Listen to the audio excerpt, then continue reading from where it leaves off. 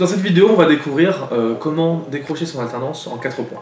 Donc ces 4 points, c'est le CV, la recherche dynamique, l'entretien et le suivi.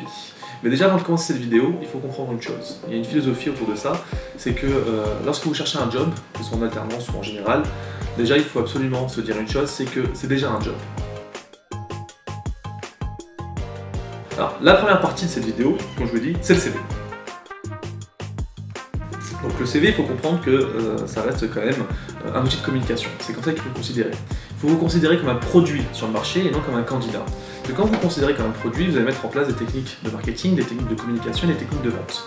Sur ce CV-là, déjà, qu'est-ce qui compte le plus ? Il ne faut pas oublier une chose, il faut que ça soit vendeur. Sur le marché, sur un poste en alternance ou pas, les recruteurs reçoivent énormément de candidatures. Et ces candidatures, sur un bureau, ça représente quand même une masse assez importante et il faut tout de suite attirer l'œil. Mais pour attirer l'œil, il faut vraiment un CV qui design. Aujourd'hui, ce qui est bien, c'est que sur internet, on trouve pas mal de templates pour des étudiants qui n'ont pas des compétences graphiques qui permettent de faire un beau CV sans être un expert de la PAO. Sur ce CV ensuite, qu'est-ce qu'on doit voir? Déjà, on doit avoir une photo professionnelle, donc, qui est un des premiers points de contrôle. Une photo professionnelle, c'est quoi? C'est une photo avec de la perspective, où vous souriez, où vous mettez en valeur.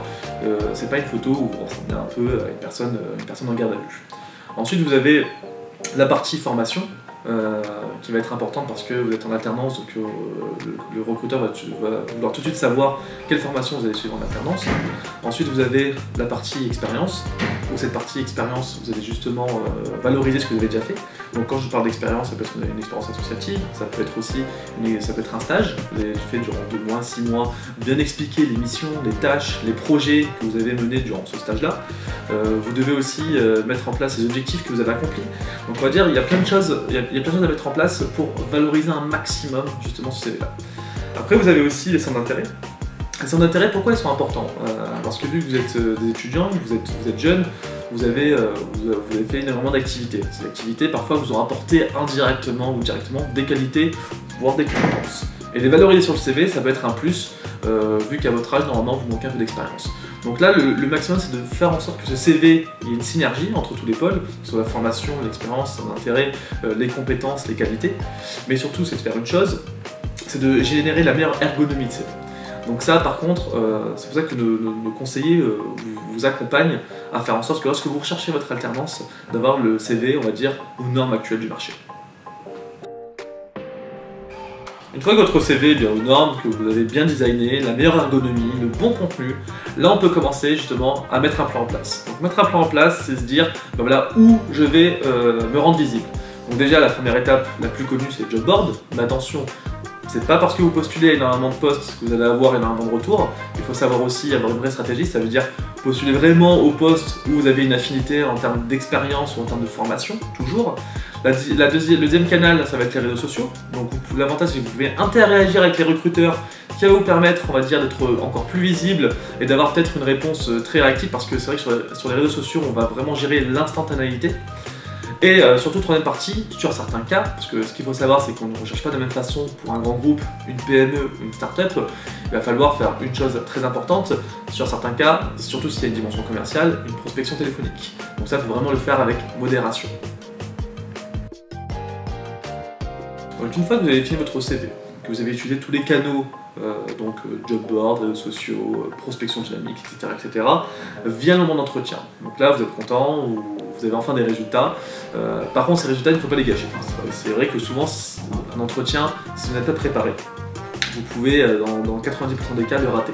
Surtout quand on est en alternance, on n'a pas beaucoup d'expérience, on n'a pas fait beaucoup d'entretiens dans sa carrière. Donc là, on a tendance à se mettre trop de pression, trop de stress et à tout mettre sur ce moment-là. Et lorsqu'on a cette attitude-là, on n'a pas le meilleur des comportements. Donc le meilleur moyen de se préparer à l'entretien, déjà, c'est de travailler sa présentation.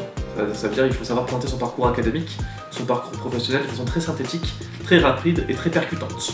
Ensuite, il faut savoir aussi, à la suite de ça, pouvoir défendre voilà, ce que vous pouvez apporter, quelle valeur vous pouvez développer si on vous choisit vous. Et surtout, durant l'entretien, il faut pouvoir montrer qu'on peut vous faire confiance, que même si vous êtes jeune, vous pouvez apporter quelque chose à la société. Donc c'est pour ça que Durant nos entraînements, il y a des trainings d'entretien qui vous permettent voilà, de voir toutes les configurations possibles, puisque chaque entreprise va avoir ses techniques d'entretien, même s'il y a on va dire un déroulé type, présentation, échange, après conclusion. Nous on va vous sortir de votre zone de confort pour vous permettre on va dire, de développer on va dire, une réactivité intellectuelle durant ces entretiens-là. En général, quand vous avez fait vos entretiens, vous attendez, vous avez une réaction un peu passive, vous attendez que le recruteur revienne vers vous pour vous donner une réponse favorable ou défavorable. Après, votre rôle aussi en tant qu'étudiant, c'est de montrer votre motivation, et si vous voyez qu'au bout de 48 heures, 72 heures, on ne vous a pas rappelé, rien ne vous empêche d'écrire un petit mail pour avoir des nouvelles. Rien ne vous empêche aussi de passer un coup de téléphone si vous avez le numéro du recruteur et d'avoir déjà une réponse. Et c'est vrai que les recruteurs apprécient justement souvent cette attitude un peu proactive de votre part, et parfois ça peut faire la différence. Parce qu'il ne faut pas oublier une chose, lorsqu'on recherche un job en alternance, la différence parfois peut se faire sur un tout petit truc. Pour conclure, si vous avez un bon CV avec une bonne ergonomie, un bon contenu, un bon design, si vous avez mis une bonne stratégie en place entre les réseaux sociaux, les job boards et votre prospection téléphonique, si vous avez le bon comportement durant votre entretien de recrutement et si vous avez surtout mis un bon système de suivi en place, vous avez toutes vos chances d'optimiser justement votre insertion professionnelle en termes d'alternance. Et si vous avez d'autres questions concernant la recherche d'emploi, si vous avez d'autres questions concernant les opportunités de marché, en tout cas sur l'alternance, vous pouvez nous contacter à l'adresse et au numéro de téléphone que vous avez en description sur la vidéo et nous répondrons avec plaisir.